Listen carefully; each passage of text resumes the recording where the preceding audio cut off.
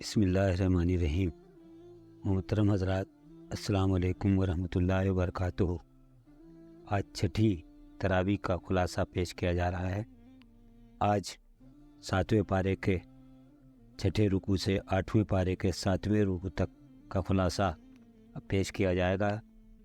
آج سورہ مائدہ کے آخری 2 رکوع میں قیامت کا نقشہ کھینچا گیا ہے کہ انبیاء علیہ السلام اپنی اپنی امتوں کے بارے میں شہادت دیں گے کہ انہوں نے اللہ کی طرف سے لوگوں کو کیا باتیں بتائی تھیں اور اپنے ماننے والوں سے کن باتوں کے نہ کرنے کا عہد لیا تھا، تاکہ ہر امت پر حجت قائم ہو سکے کہ جس میں کوئی بدعہدی کی ہو تو اس کی تمام ذمہ داری اس پر ہے۔ اللہ کے رسول صلی اللہ علیہ وسلم اس سے بری ہیں۔ اس شہادت کی نوعیت واضح کرنے کے لیے شہادت حق کی جو ذمہ داری ڈالی ہے وہ اس کے بارے میں جواب دہ ہوں گے، اور ان کے واسطے سے ان کی امتوں نے عدل انصاف کا نظام معاشرے میں قائم کرنے کا جو عہد ایمان لا کر کیا ہے ان سے اس کے بارے میں معلوم کیا جائے گا۔ آخرت میں وہی فلاح اور کامیابی کے حقدار ہوں گے جو دنیا میں اس عہد کو نبھائیں گے اور اس کی ذمہ داریاں پوری کریں گے۔ مائدہ کے بعد چھٹی صورت سورہ انعام شروع ہوتی ہے، جو مکی زندگی کے بالکل آخری دور میں اس رات نازل ہوئی ہے جب مدینے سے انصار کی ایک جماعت حج کے لیے آئی ہوئی تھی، اور آپ صلی اللہ علیہ وسلم نے ان سے پہاڑوں میں ایک غار میں ملاقات کی تھی۔ اس صورت میں شرک اور مشرکین مکہ کے تہمات کی تردید کی گئی ہے، جس کا اظہار وہ کھانے پینے کی چیزوں اور جانوروں میں کرتے تھے۔ اسلام پر ان کے اعتراضات کا جواب دیا گیا ہے اور ان بڑے بڑے اخلاقی اصولوں کی تلقین کی گئی ہے جن پر اسلام ایک نئی سوسائٹی بنانا چاہتا ہے۔ ان اصولوں کی پیروی کو صراط مستقیم قرار دیا گیا ہے، جس کی دعا سورہ فاتحہ پڑھتے وقت بندے کرتے ہیں۔ فرمایا تمام تعریفیں اللہ ہی کے لیے ہیں، جس نے زمین اور آسمان بنائے، روشنی اور تاریکیاں پیدا کی، پھر بھی لوگ دوسروں کو ان کا ہمسر ٹھہرا رہے ہیں۔ وہی تو ہے جس نے تم کو مٹی سے پیدا کیا، پھر تمہارے لیے زندگی کی ایک مدت مقرر کر دی، اور ایک دوسری مدت اور بھی ہے جس کے یہاں طے شدہ ہے، یعنی قیامت کی گھڑی، جب اس دنیا میں اختیار کیے ہوئے طرز عمل کا حساب لیا جائے گا اور فیصلہ کر دیا جائے گا۔ کیا انہوں نے دیکھا نہیں کہ ان سے پہلے کتنی ایسی قومیں ہم نے ہلاک کر ڈالیں جن کا اپنے اپنے زمانوں میں دور رہا ہے؟ ان کو تو ہم نے زمین میں اقتدار بخشا تھا جو تمہیں نہیں بخشا ہے۔ پہلے ہم نے ان پر آسمان سے خوب نعمتیں اتاری، مگر جب انہوں نے کفران نعمت کیا تو آخرکار ہم نے ان کے گناہوں کی سزا میں انہیں تباہ کر دیا اور ان کی جگہ دوسری قوموں کو اٹھایا۔ کاش تم اس وقت کی حالت ابھی دیکھ سکتے جب یہ مشرکین دوزخ کے کنارے کھڑے کیے جائیں گے۔ اس وقت وہ کہیں گے کاش کوئی صورت ایسی ہو جاتی کہ ہم دنیا میں پھر واپس بھیج دیے جاتے اور اپنے رب کی نشانیوں کو نہ جھٹلاتے اور ایمان لانے والوں میں شامل ہو جاتے۔ در حقیقت یہ بات اس وجہ سے کہیں گے کہ جس حقیقت پر انہوں نے پردہ ڈال رکھا تھا وہ اس وقت بے نقاب ہو کر ان کے سامنے آ چکی ہوگی۔ ورنہ اگر انہیں پچھلی زندگی کی طرف یعنی دنیا میں واپس بھیجا جائے تو وہ پھر وہی سب کچھ کریں جس سے انہیں منع کیا گیا ہے۔ نقصان میں پڑ گئے وہ لوگ جنہوں نے یہ سمجھا کہ زندگی جو کچھ بھی ہے بس یہی زندگی ہے۔ اللہ کے سامنے اپنی پیشی کی اطلاع کو انہوں نے جھوٹ قرار دیا۔ جب اچانک وہ گھڑی آ جائے گی تو ان کا یہ حال ہوگا کہ اپنی پیٹھوں پر اپنے گناہوں کا بوجھ لادے ہوں گے۔ دیکھو کیا برا بوجھ ہے جو یہ اٹھائے ہوئے ہیں۔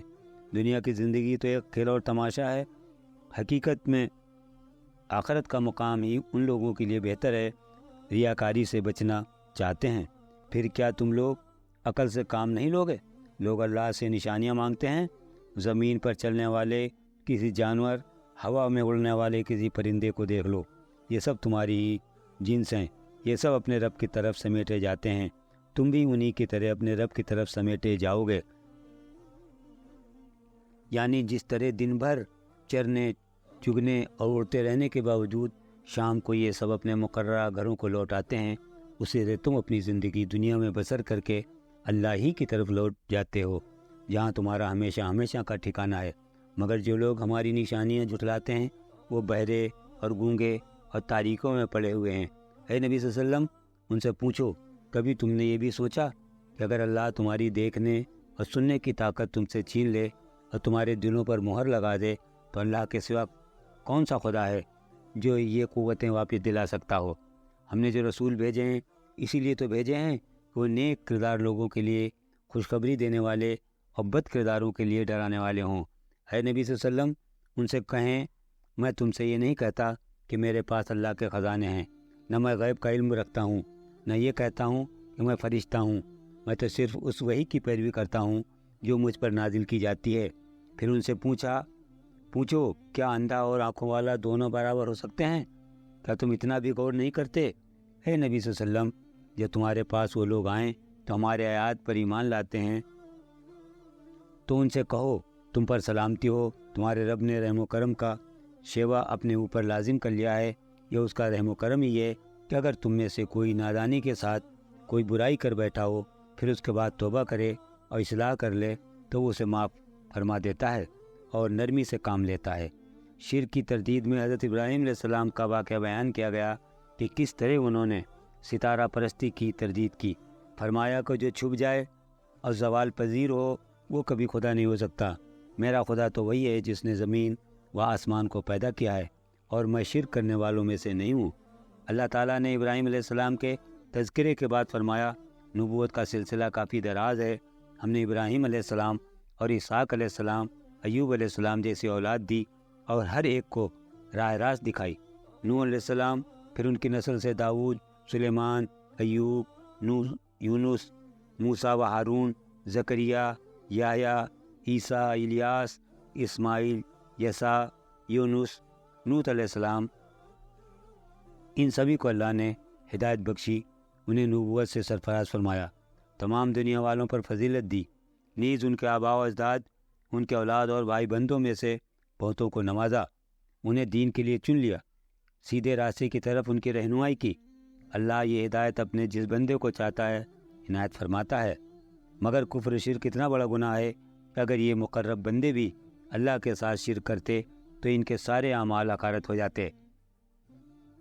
لہذا یہ کافر و مشرک لوگ اللہ کی اس ہدایت کو قبول کرنے سے انکار کرتے ہیں تو کر دیں، ہم نے اہل ایمان میں ایک گروہ ایسا پیدا کر دیا ہے جو اس نعمت کی قدر کرنے والا ہے۔ یہ تمام انبیاء اللہ کی طرف سے ہدایت یافتہ تھے۔ اے نبی صلی اللہ علیہ وسلم، آپ انہی کے راستے پر چلیے اور کہہ دیجئے میں تم سے کسی اجر کا طالب نہیں ہوں۔ یہ قرآن تو ایک نصیحت اور ہدایت ہے تمام دنیا والوں کے لیے۔ اے نبی صلی اللہ علیہ وسلم، کہہ دیجئے دیکھو تمہارے پاس تمہارے رب کی طرف سے بصیرت کی روشنیاں آ گئی ہیں۔ اب جو بینائی سے کام لے گا اپنا بھلا کرے گا، اور جو اندھا بنے گا خود نقصان اٹھائے گا۔ میں تم پر کوئی پاسبان نہیں ہوں۔ مشرکین کے اپنے حلال و حرام قرار دیے ہوئے جانوروں اور تہمات کا ذکر کر کے ان کی بے عقلی کو واضح کیا، اور جو کچھ اللہ نے حرام اور حلال کیا ہے اسے بتایا، اور اعلان کیا کہ اللہ نے تمہارے لیے زندگی کا کیا طریقہ اتارا ہے جس پر چلنا ہی سیدھی راہ پر چلنا ہے۔ فرمایا، اے نبی ان سے کہو آؤ میں تمہیں سناؤں تمہارے رب نے تمہیں کن باتوں کا پابند کیا ہے۔ نمبر 1، اس کے ساتھ کسی کو شریک نہ ٹھہراؤ۔ نمبر 2، والدین کے ساتھ نیک سلوک کرو۔ نمبر 3، اپنی اولاد کو مفلسی کے ڈر سے قتل نہ کرو، ہم تمہیں بھی روزی دیتے ہیں اور ان کو بھی دیں گے۔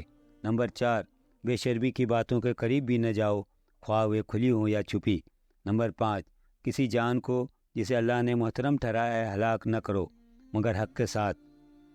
نمبر 6، یتیم کے مال کے قریب نہ جاؤ مگر ایسے طریقے سے جو بہترین ہے، یہاں تک کہ وہ اس عمر کو پہنچ جائیں کہ بھلے برے میں تمیز کرنے لگیں۔ نمبر 7، ناپ تول میں پورا انصاف کرو، ہم ہر شخص پر بوجھ ڈالتے ہیں جو اس کے امکان میں ہو۔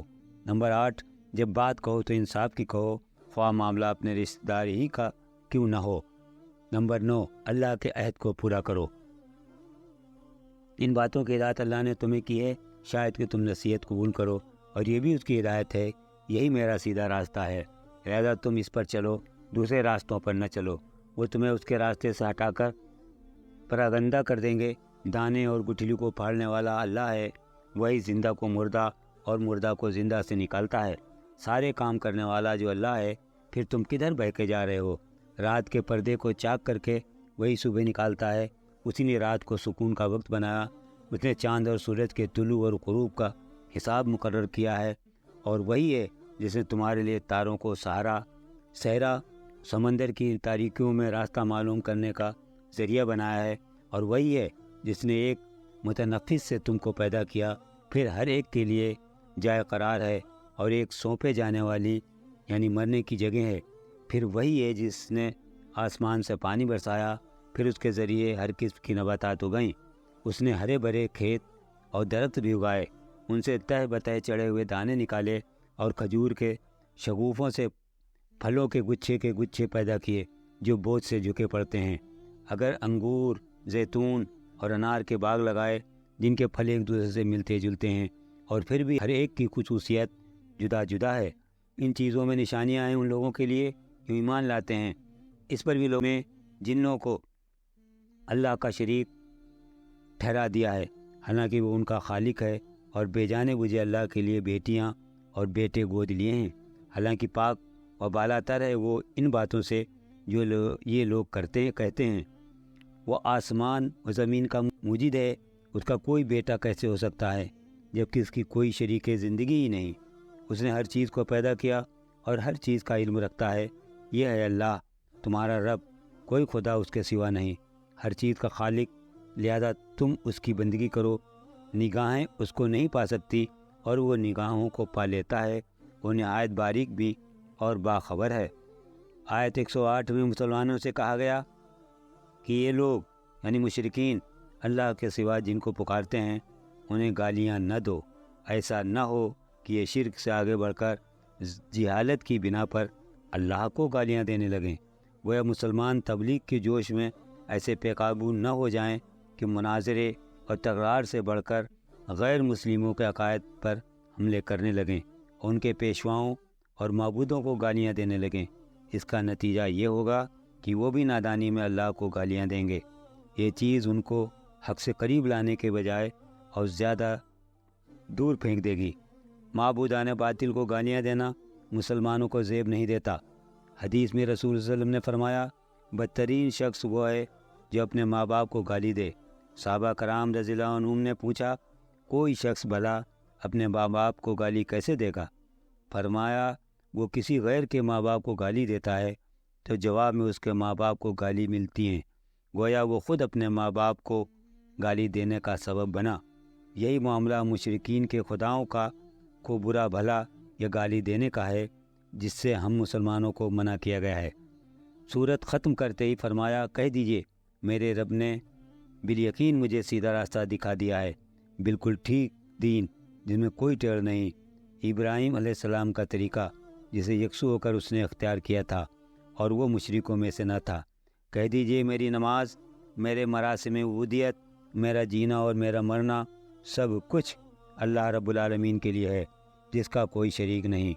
اسی بات کا مجھے حکم دیا گیا ہے اور سب سے پہلے سر اطاعت جھکانے والا میں ہوں۔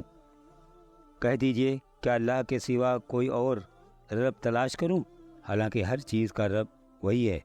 ہر شخص کو جو کچھ کماتا ہے اس کا ذمہ دار وہ خود ہے، کوئی بوجھ اٹھانے والا دوسروں کا بوجھ نہیں اٹھاتا۔